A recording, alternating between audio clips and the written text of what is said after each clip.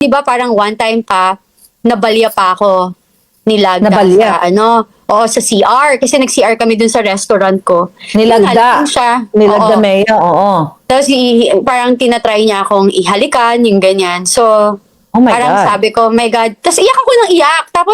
Tapos hindi na ako naintindihan ni Tony Boy that Tony time. Boy. Kasi sobra siyang lasing and all.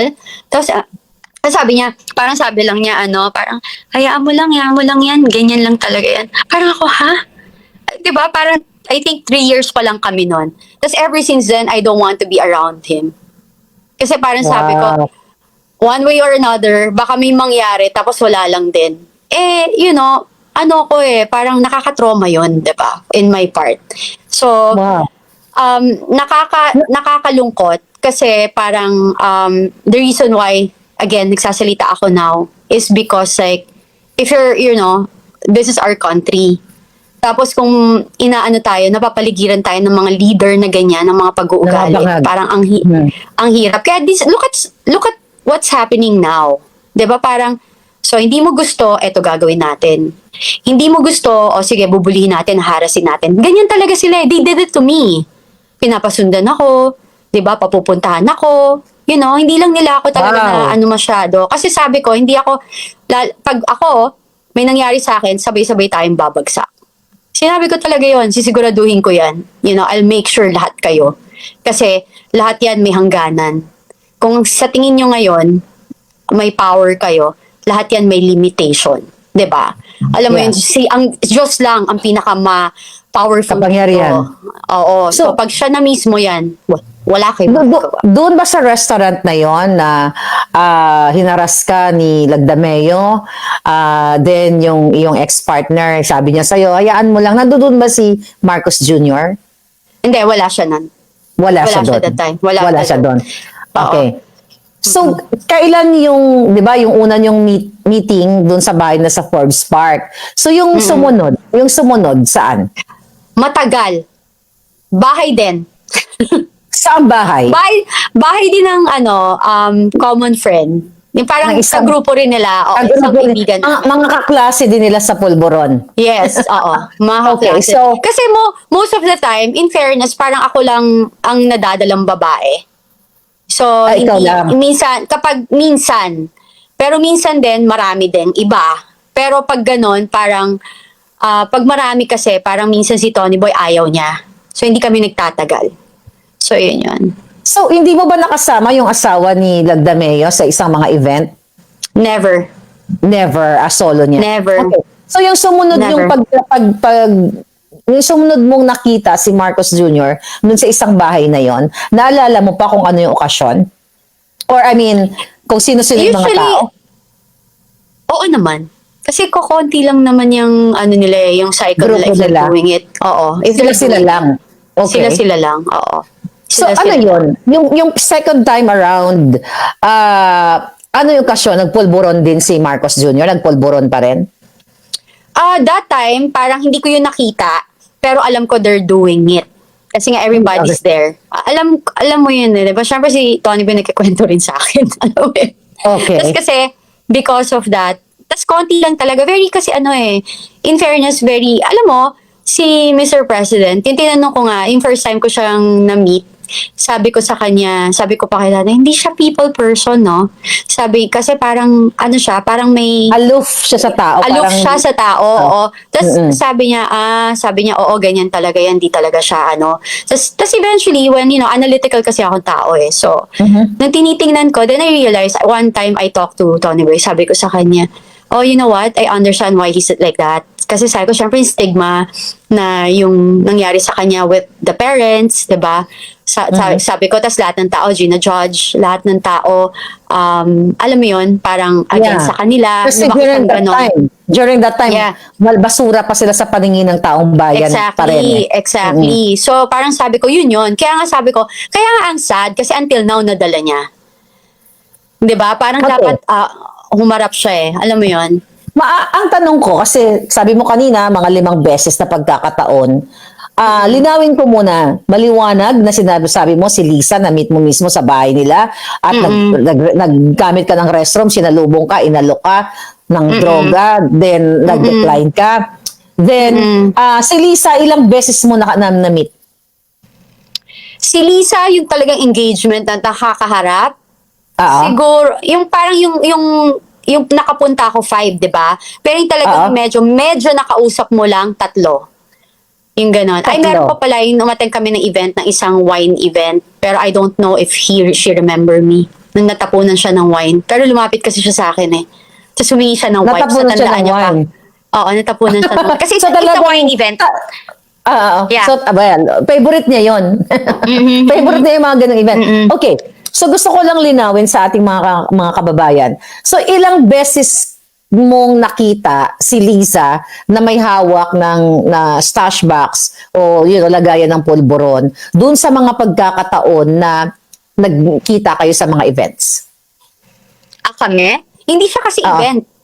Actually kasi it's a private, like they will invite lang sa bahay. Very Okay. private, casual. Casual. Yeah, oo. Okay. So, oo, So casual. okay, go ahead. Si Lisa na nun sa mga casual na yon, occasion na yon, inalok ka pa rin ba niya uli? Papaano? Ano yung mga Hindi niya na ako nangyari? inalok kasi nga umiiwas Ayaw ako mo sa na. kanya. Ayaw Alam mo mo. yun? So parang, Yeah. pero nakikita ako talaga. Yeah, I see it. You know? So parang, kasi nga, if you're, okay, basically, if it's your house, right? So you Yes. feel at home. We have a visitor you trust, 'di ba? So parang ano 'yan eh, parang may tiwala ka. You can be yourself, 'di ba? So sabi ko nga, ano 'yan eh, kanya-kanya 'yan. Pero this time kasi parang you're a leader, 'di ba? Parang Yes. kung sabi ko nga again, kung nagbago o hindi sa follicle test na hindi malaman. Kasi 'di ba, parang yun lang yun eh. So parang sa akin, I'm just sinasabi ko lang kung ano yung na-experience ko. Yes. Kasi yun ang gusto nating sa taong bayan, yung circumstances na i-witness mo. Kasi ang daming circumstantial evidence. Yeah. Andyan si Nikki Coseteng, na napaka-powerful ng statement, pero hindi kinakasuhan. Andyan si Pangulong Duterte, nandyan si Agent Morales na nag-testify sa PDEA. Nandyan dyan yung aking pinakitang pulburon video. Ang gusto ko kasing ipakita sa taong bayan, kasi ikaw, you belong to the circle. An ex-partner mo, yung kasama nila sa pulburon Yeah. activity nila. Yeah. So you are very credible. Kaya tinatanong kita na sa mga Specific. pagkakataong 'yon, yung mga pagkakataong 'yon, like doon ba sa instances na 'yon, hindi mo man siya nakita na sumisinghot, pero alam mo sa sarili mo na they're doing something inside the Of room. course.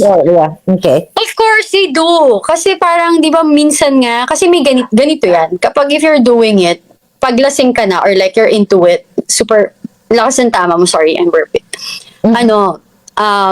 Ang nangyayari, minsan may naiwan na residue. Sa bibig. Oo, dito, sa nose, minsan may naiwan dyan. Mga ganon. Sino nakita mong nang may naiwan na residue? Madalas, lahat naman sila. Based on my experience. Diba? So, parang, oo. So, Kaya titignan mo ganun na, yun.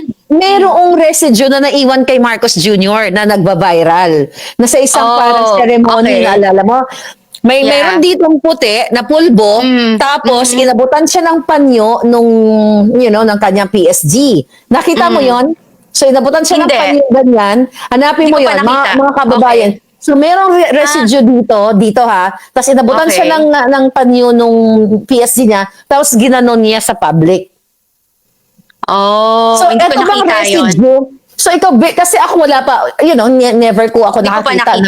nakita. Yun ang hanapin ko, send ko sa'yo mamaya. So, ako wala pa ako nakitang pulburon sa buong buhay ko, kahit anong klase ng pulburon. Yung tunay na pulburon Yeah. na basta nakakita ako nun. So, yung sinasabi mong residue, pwede mo bang i-explain? Parang ano siya? Para siyang crystallized? Ano yung dating pag nasa skin siya na Alam mo nakikita dito? Talcum powder. Basically, powder parang talaga. pulbo. Okay. Oo, powder talaga siya. So, ganun yun. Even yung texture niya, ganun. Very, very fine. Basta makakita ka ng Johnson's baby powder, di ba? May plug. May Hi, blood. Johnson's. Kaya, so, parang ganon talaga. Oo, oo. Oh my God. Talagang, ganun siya. So, Yun. At saka ang ano kasi, ang Polveron, they need to take it every 30 minutes eh. Kasi di ba parang ano yan, mabilis mawala. Sabi nga nila parang cleanest drugs siya. Pinakamalinis na droga. Hindi ko So, alam alam yun. mo. So, every 30 minutes, Parang, Oh, yun yung ano nila. 30 minutes, So- 1 hour. so parang Nagda-down. they- Especially if you're drinking daw, para hindi ka malasing. Yun. Google nga natin, aralin natin. That's what I know. Meaning, kung yan ay tama, based on the scientific evidence yung dinidiscuss natin mo ngayon, ang nakikita ko dito, kaya sila nagtitake ng every 30 minutes para magstay yung amats, yung effect ng Yeah, Polvoron. yung ako, kasi di ba I don't do it nga. So parang sabi ko, ano bang ano niyan? Di ba? Parang, bakit gustong-gusto niyo yan? Sabi niya kasi, pag nalalasing sila, nawawala yung tama. So they can drink more. So yun yung yun yung effect na, yun yung alam ko. Pero yung yung after effect ang masama. Ano yung the masamang next after day, effect? Ano yung ginagawa nila usually? ang init ng ang init ng ulo.